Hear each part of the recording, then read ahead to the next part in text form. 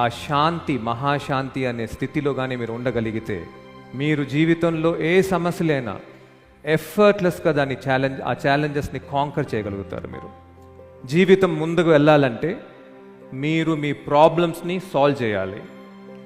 Problems ఎప్పుడు మీరు solve చేయగలుగుతారో జీవితం ముందరు వెళ్తుందన్నమాట. ప్రాబ్లమ్స్ ఎప్పుడు సాల్వ్ చేయలేకుండా పోతున్నారో అప్పుడు మీరు ఆ ప్రాబ్లంలో స్టక్ అయిపోతారు. Once you are stuck, the wheel of life moving forward stops. మీరు ఆ ప్రాబ్లమ్స్ సాల్వ్ చేయాలంటే మీరు ఆ ప్రాబ్లమ్స్కి సొల్యూషన్ బయట వెతుకుతున్నారు. ఆ ప్రాబ్లమ్స్కి సొల్యూషన్ మీలో ఉంది, మీ లోపల ఉంది. అది మీ స్థితి.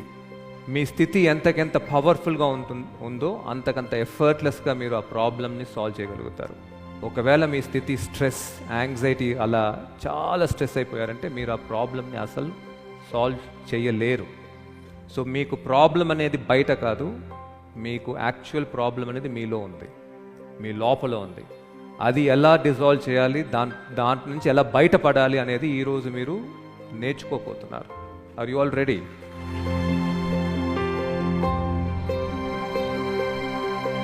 If you take in the words and the wisdom